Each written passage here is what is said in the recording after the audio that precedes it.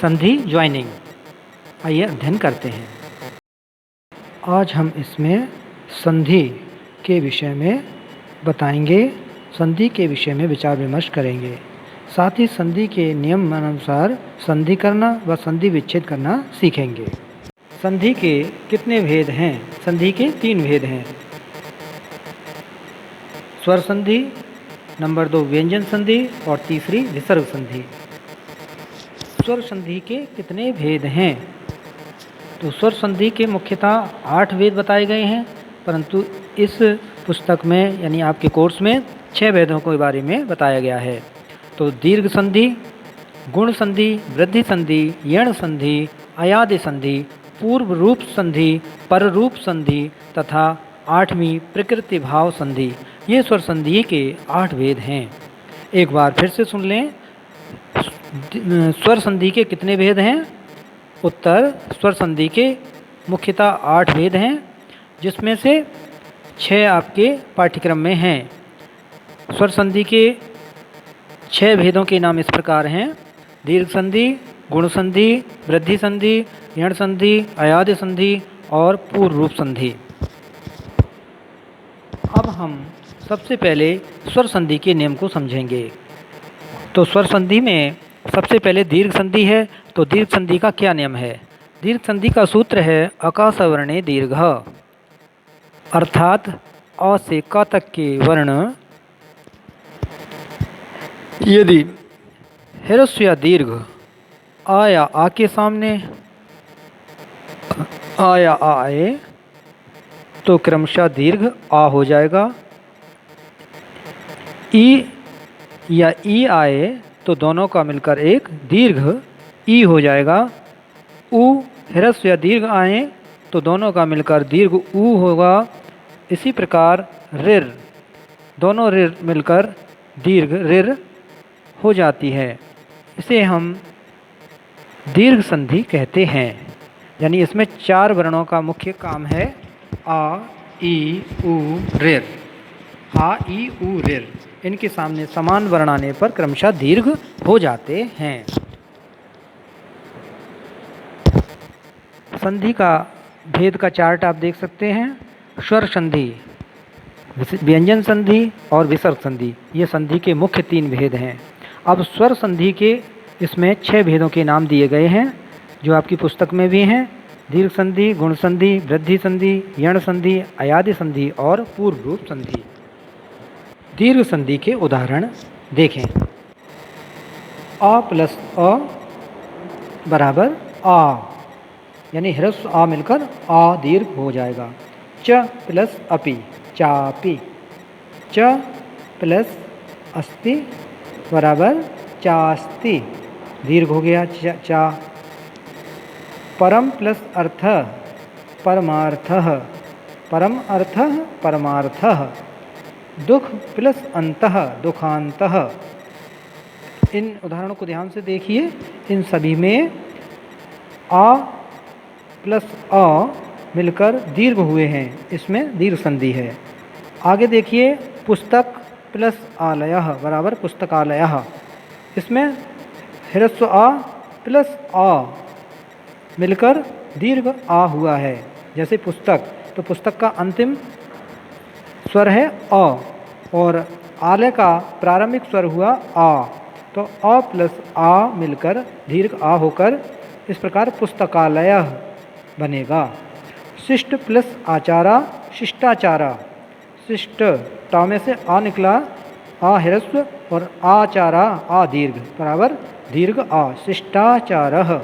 रत्न plus आकरः, रत्न ह्रस्व आ, आकरः दीर्घ आ बराबर रत्नाकरः। यानी दोनों मिलकर एक दीर्घ बनेंगे, और चाहे आ ह्रस्व हो या दीर्घ हो, चाहे शुरू में ह्रस्व हो चाहे बाद में ह्रस्व हो, या दोनों ह्रस्व हों या दोनों दीर्घ हों, दोनों मिलकर दीर्घ आ ही होना है। इसी को दीर्घ संधि कहते हैं। प्रधान प्लस आचार्य, प्रधानाचार्यः। ये उदाहरण है आ प्लस अ, यानी पहले शब्द का जो अंतिम वर्ण है वो दीर्घ आ, और दूसरे शब्द का प्रथम वर्ण अ ह्रस्व है, यानी आ प्लस अ बराबर आ दीर्घ होगा। देखिए तथा प्लस अपि, तथापि, तदा प्लस अपि, तदापि, परीक्षा प्लस अर्थी, परीक्षार्थी, विद्या प्लस अर्थी, विद्यार्थी। यहाँ हम आपको बता दें ये विद्या नहीं है, ज़्यादातर बच्चे और बहुत सारे लोग इसे गलत उच्चारण करते हैं। विद्या, विद्या, आधा द और या बोलेंगे, विद्या। आ दीर्घ है प्लस अर्थी, विद्यार्थी। इस प्रकार से ये शब्द बनेगा। विद्या प्लस अर्थी, विद्यार्थी। विद्या प्लस आलया, विद्यालया। परीक्षा प्लस अर्थी, परीक्षार्थी। आ प्लस आ बराबर आ। दया प्लस आनंद, दयानंद। विद्या प्लस आलयः बराबर विद्यालयः। महा प्लस आशयः बराबर महाशयः। सुधा प्लस आकरः बराबर सुधाकरः। इस प्रकार से ये सब दीर्घ संधि के उदाहरण हैं। अब आप किसी शब्द को पढ़कर पहचान सकते हैं कि दीर्घ संधि का उदाहरण है या नहीं है। यानी इसमें आ मिलकर आ, या ई मिलकर ई, ऊ मिलकर ऊ, रिर प्लस रिर मिलकर दीर्घ रिर होते हैं। यानी आ ई ऊ रिर, यही समान वर्ण दोनों ओर आने चाहिए, तो दोनों का मिलकर एक दीर्घ हो जाएगा। इसी को दीर्घ संधि कहते हैं। दीर्घ संधि सभी संधियों में सबसे आसान और सरल है। इसे आप अच्छी तरह उदाहरणों के द्वारा समझने का प्रयास करें, अधिक से अधिक उदाहरणों का अभ्यास करें और नए से नए उदाहरण में दीर्घ संधि खोजें और नए नए अभ्यास क्रियाकलाप करें। आइए दीर्घ संधि के और उदाहरणों का अभ्यास करते हैं। ई प्लस ई बराबर ई, यानी ह्रस्व ई मिलकर दीर्घ ई होंगी। देखिए मुनि प्लस इंद्रः, मुनीन्द्रः। मुनि में ई ह्रस्व है अंतिम वर्ण और इंद्रा का प्रथम वर्ण ई, तो ई प्लस ई बराबर दीर्घ ई होगा, क्योंकि हमने आपको बताया कि इस नियम में आ ई ऊ रिर इन्हीं वर्णों का मेल होना चाहिए। इन्हीं का समान वर्णों के सामने समान वर्ण आने पर दीर्घ होता है और किसी अन्य वर्ण का नहीं। इसे दीर्घ संधि कहेंगे। कवि प्लस इंद्रः, कवीन्द्रः। क्योंकि कवि में ई है अंतिम वर्ण और इंद्रा का प्रथम वर्ण ई है, तो ई प्लस ई दोनों ह्रस्व हैं, दोनों मिलकर दीर्घ ई होने पर कवीन्द्र हुआ, जो है हमारा ई, दीर्घ ई की मात्रा लगेगी। रवि प्लस इंद्रा, रवीन्द्र। रवि इंद्र, रवीन्द्र। रवीन्द्र शब्द शुद्ध दीर्घ संधि का उदाहरण है। यदि कोई बालक रविंद्रा पर छोटी की मात्रा लगा देता है तो वह अशुद्ध है, उस पर कोई अंक नहीं दिया जा सकता। अति प्लस इव, अति का प्रथम वर्ण यानी अंतिम वर्ण जो है अति में ई और इव का प्रथम वर्ण ई, यानी दोनों ह्रस्व ई हैं, तो दोनों मिलकर दीर्घ ई होंगी, तो बनेगा नया शब्द अतीव। अति प्लस इव, अतीव। इन नियमों का ध्यान रखकर ही हम संधि करेंगे और संधि विच्छेद करेंगे। अब मान लीजिए संधि विच्छेद करना है मुनीन्द्रा।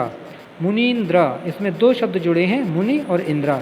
तो मुनि छोटी की मात्रा यानी ह्रस्व ई हो जाएगा, इंद्र इंद्रा लिखेंगे। मुनि ना पर ह्रस्व ई की मात्रा, कवीन्द्र कवि प्लस इंद्रा, ये हमारा संधि विच्छेद हो जाएगा। और दोनों शब्दों को जोड़कर हम नया शब्द बनाते हैं, तो इसे हम संधि करना कहते हैं। आ ई ऊ रिर। अब ऊ का नंबर आता है दीर्घ संधि में। ऊ का उदाहरण समझिए। कुछ उदाहरण दिए हुए हैं, इनका अभ्यास कीजिए। बधू प्लस उत्सवः बराबर बधूत्सवः। बधू प्लस उन्नति, बधून्नति। भू जमा उत्सर्गः, भूत्सर्गः। बधू प्लस उक्ति, बधूक्ति। तो इसमें बधू के ही तीन उदाहरण दिए हुए हैं, बधूत्सवा, बधूक्ति और बधून्नति। इसमें दोनों ऊ मिलकर ह्रस्व और दीर्घ दोनों ऊ मिलकर दीर्घ ऊ हो गया है, अर्थात ये दीर्घ संधि का उदाहरण है, जिसमें ऊ और ऊ मिलकर दीर्घ ऊ होता है। अब ऊ कोई सा भी हो, ह्रस्व हो या दीर्घ हो, या दोनों ह्रस्व हो या दोनों दीर्घ हो, या पहला ह्रस्व हो दूसरा दीर्घ हो, या पहला दीर्घ हो दूसरा ह्रस्व हो, यानी समान ऊ हैं, दोनों ओर हैं ऊ, तो दोनों का मिलकर दीर्घ ऊ होना है। इसी को हम दीर्घ संधि कहते हैं। अब बधूत्सवा, इसका विच्छेद करना है। संधि विच्छेद कीजिए बधूत्सवा। तो बधू प्लस उत्सवः, बधूत्सवा। तो बधू में ऊ की ह्रस्व ऊ नहीं दीर्घ ऊ की मात्रा होती है, ये ध्यान रखना है। वधू में दीर्घ ऊ की मात्रा लगनी है। दीर्घ संधि में ऊ प्लस ऊ बराबर दीर्घ ऊ। इस प्रकार के उदाहरण देखेंगे। भानु प्लस उदयः भानुदयः। लघु प्लस उत्सवः बराबर लघुत्सवः, यानी ऊ और ह्रस्व ऊ दोनों ह्रस्व हैं तो दीर्घ ऊ हो गया लघुत्सवः। सु प्लस उक्ति सूक्ति। सु प्लस उक्ति सूक्ति, सुंदर उक्ति, सुंदर बात। इंदु प्लस उदयः इंदु, ह्रस्व ऊ होता है अंत में, तो दोनों ओर ह्रस्व ऊ है तो दोनों को जोड़कर इंदुदया, इसमें दीर्घ ऊ हो जाएगा। इसे दीर्घ संधि कहा जाएगा। दीर्घ संधि के ये बहुत ही अच्छे उदाहरण हैं। फिर से देख लें। भानुदया, इसका संधि विच्छेद भानु प्लस उदया। अब भानु ह्रस्व ऊ है और जब जोड़ेंगे दोनों शब्दों को तो भानुदया तो दीर्घ ऊ हो जाएगा। लघुत्सवा दीर्घ ऊ है, इसका विच्छेद करोगे तो लघु प्लस उत्सवः, लघु में ह्रस्व ऊ हो जाएगा। हमारी इस व्याकरण की भाषा में ह्रस्व और दीर्घ बोला जाता है, ना कि छोटा आ छोटी ई बड़ी। ये बहुत ही अशुद्ध परिपाटी है। आप इस प्रकार का प्रयोग करने से बचें। यानी अ ह्रस्व है, आ दीर्घ है, उ ह्रस्व ऊ वाला, ऊ दीर्घ ऊ, यानी केवल ध्वनि के उच्चारण मात्र से ही हम ह्रस्व और दीर्घ को समझेंगे। अब ऊ प्लस ऊ यानी ह्रस्व प्लस दीर्घ ऊ दोनों मिलकर दीर्घ ऊ होते हैं। ऐसे दो उदाहरण दिए हैं, इन्हें देखिए नीचे। सिंधु प्लस ऊर में सिंदूर में, सिंधु प्लस ऊर में सिंदूर में, लघु प्लस ऊर में लघूर में। इस प्रकार की दो, पहले ऊ ह्रस्व और फिर दीर्घ ऊ, इस प्रकार की ये दो उदाहरण दिए गए हैं। इन्हें आप अपनी नोटबुक में लिखें और इनका अच्छी तरह अभ्यास करें और नए शब्दों को भी खोजकर संग्रहित करें, कलेक्ट करें, तो आपका और अधिक ज्ञान बढ़ेगा और आप संधि पर पूर्णतः आप अधिकार कर सकेंगे। प्रिय विद्यार्थियों, आइए अब दीर्घ संधि में ई और ई यानी दोनों ह्रस्व और दीर्घ ई, इनका मेल करके हम दीर्घ संधि के उदाहरणों का अभ्यास करेंगे। तो पहले ई यानी दीर्घ ई प्लस ई अर्थात ह्रस्व ई बराबर ई अर्थात दीर्घ ई का मेल होगा और नया शब्द बनेगा, तो हमारा ये दीर्घ संधि का उदाहरण बनेगा। जैसे शची, इसमें अंतिम वर्ण हुआ ई दीर्घ प्लस इंद्रः, तो प्रथम वर्ण है हमारा ई, ये ह्रस्व ई है, तो इधर दीर्घ ई और सामने ह्रस्व ई, तो दोनों मिलकर क्या बनेगा दीर्घ ई, यानी ई और ई मिलकर ई दीर्घ बनानी है। तो हो जाएगा शची प्लस इंद्रः शचीन्द्रः, नदी प्लस इंद्रः नदीन्द्रः, मही प्लस इंद्रः महीन्द्रः, और पितामही प्लस इच्छा तो पितामहीच्छा, ये शब्द बनेंगे। अब ई प्लस ई बराबर ई दीर्घ बनेगी। इस ई बराबर ई। गिर प्लस ईशा गिरीशः, कप प्लस ईशा कपीशः, पर प्लस ईक्षा परीक्ष परीक्ष, हरे प्लस ईशः हरीशः, पर प्लस ईक्षः परीक्ष। एक बार और उदाहरणों को पढ़ें। गिर ईशा गिरीशः, कपि ईशः कपीशः, दीर्घ होता जा रहा है। परे ईक्षा परीक्षा, हरे ईशा हरीशा। इन दोनों और दो नीचे चार उदाहरण में सब में ई दोनों में मिलकर दीर्घ हो जाती है। ऊ प्लस ऊ बराबर दीर्घ ऊ। सिंधु प्लस ऊर में सिंधूर में, लघु प्लस ऊर में लघूर में, यानी ऊ ह्रस्व है फिर दीर्घ है, दोनों मिलकर दीर्घ ऊ हो गया। अब ऋण का उदाहरण देखिए। पितृ प्लस ऋणम बराबर पितृ ऋणम, नीचे ऋण की डबल मात्रा हो जाएगी, ध्यान से देखिए, ऋण की दीर्घ मात्रा है। इसी तरह मातृ प्लस ऋणम मातृ ऋणम, पितृ ऋणम मातृ ऋणम, इनमें दोनों में ही ऋण का उदाहरण है और ये दीर्घ संधि के अच्छे उदाहरण हैं। नदी प्लस ईशा नदीशा, ये ई का उदाहरण है। नदी प्लस ईशः नदीशः, रजनी प्लस ईशः रजनीशः, मही प्लस ईशः महीशः, श्री प्लस ईशः श्रीशः, श्री अंत में अंतिम वर्ण है ई, ईशः प्रथम वर्ण है ई, तो दोनों ओर ह्रस्व नहीं है, दीर्घ ई हैं, दोनों ओर दीर्घ ई हैं, तो अंत में हमारा दीर्घ ई होगा। और ह्रस्व होती तब भी दोनों मिलकर दीर्घ ई होता। दोनों में से किसी भी तरफ एक ह्रस्व या एक दीर्घ हो तो भी दोनों मिलकर दीर्घ ई हो जाएगी। इसी को हम दीर्घ संधि का नियम कहते हैं। अकास वर्णे दीर्घा, अ से का तक के वर्ण, अ ई उ ऋ, इन वर्णों का मेल समान वर्ण होने पर दीर्घ होता है। ये सभी उदाहरण अलग अलग तरह से हमने आपको समझाए हैं। उम्मीद है आपको अच्छी तरह समझ आ रहे होंगे।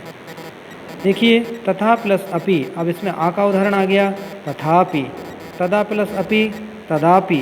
दीर्घ ऊ के उदाहरण देखें, भू प्लस ऊर्जा भूर्जा, भू प्लस ऊर्ध्वम भूर्ध्वम, भू प्लस ऊर्जा भूर्जा, भू प्लस ऊर्ध्वम भूर्ध्वम, दोनों ओर दीर्घ ऊ हैं। और ऋ का उदाहरण देखें, ऋ दीर्घ ऋ, मातृ प्लस रिद्धि बराबर मात्र रिद्धि। ये ऋ का एक और उदाहरण है। दो उदाहरण आपको पहले बताए जा चुके हैं। ई प्लस ई बराबर दीर्घ ई, यानी ई। नदी प्लस ईशः नदीशः, रजनी प्लस ईशः रजनीशः, मही प्लस ईशा महीशः, श्री प्लस ईशः श्रीशः। इस प्रकार से ये ई के उदाहरण हैं। अब आप अपनी किताबों में या आसपास नए नए शब्द खोजकर एक जगह अपनी अभ्यास पुस्तिका में या कॉपी में या रफ नोटबुक में अवश्य लिखकर अभ्यास करें और उन्हें शब्दों को एकत्र करें, जैसे पुस्तकालय, देवालय, सचिवालय, कार्यालय।